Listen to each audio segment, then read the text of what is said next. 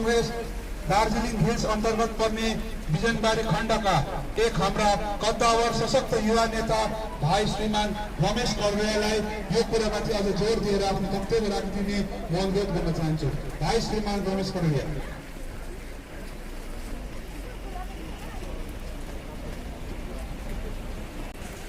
मञ्चमा बस्नुभएका मेरा सम्माननीय पार्टीका आदरणीय दार्जिलिङ जिल्ला हिल तृणमूल प्रवक्ता आदरणीय खवास सर, सँगै दार्जिलिङ हिल तृणमूल पार्टीका हाम्रा सिनियर आदरणीय मिलन डुक्पाज्यू, अनि मञ्चमा मेरा सम्पूर्ण साथीहरू, अनि यस दार्जिलिङ बजारका सम्पूर्ण बुद्धिजीवी व्यापारीगण सम्पूर्णमा यस समर्थन जनाइरहनु भएको छ।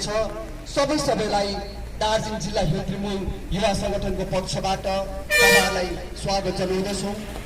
विशेष गरेर राष्ट्रव्यापी रूपमा डिजेल, पेट्रोल, ग्यास, अन्य विभिन्न केन्द्र सरकारको अधीनमा रहेको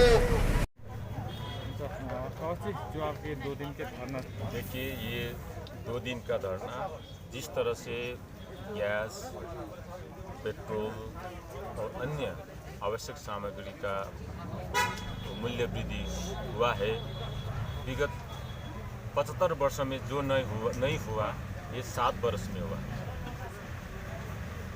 इसीलिए हम इसको जो राइज हुआ, प्राइस हाइक हुआ, तो Modi government completely failed to control this price hike. इसके विरुद्ध में हम ये 2 दिन का धरना किया था। तो हम देखते हैं अब बाद में ये इसको जो इश्यू है हम स्ट्रीट्स के लेके अप टू पार्लियामेंट तक इसको लेके जाएंगे। पार्टी हमको निर्देश करेंगे कैसे आगे इसको लेना है।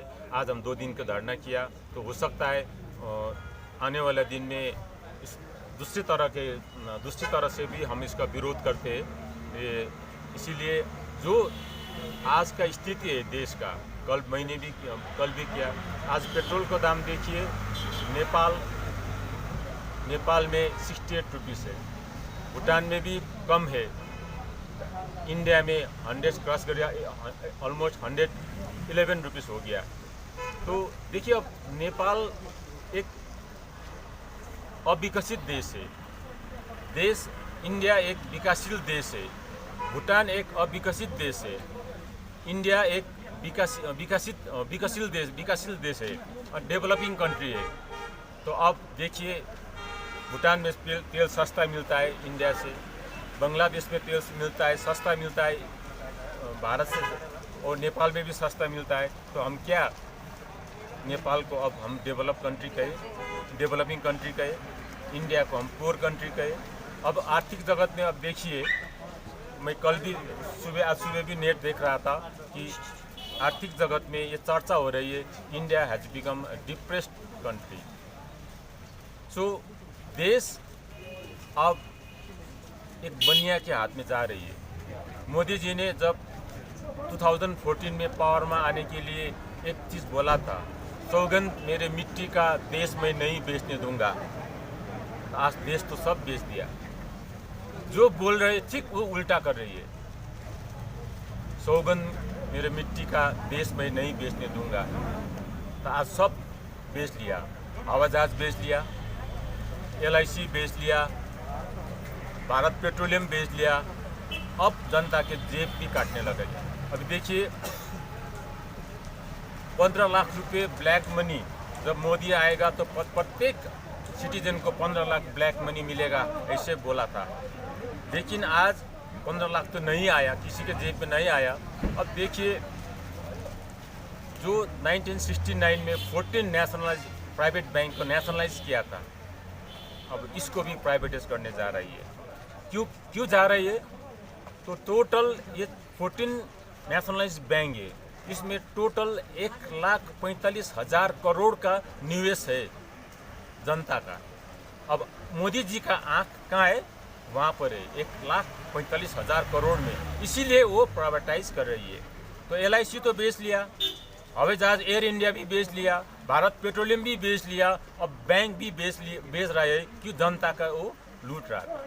डिमोनेटाइजेशन किया, क्या हुआ? ब्लैक मनी आ गया। डिमोनेटाइजेशन से पूरा जनता का घात हुआ, क्योंकि सभी के जेब में 2000 का नोट था, 1000 का नोट था, 5000, 10,000 का, तो अब सभी बैंक में डालना पड़ेगा। बैंक में डालना पड़ा, क्योंकि कल से तो वो नहीं चलेगा।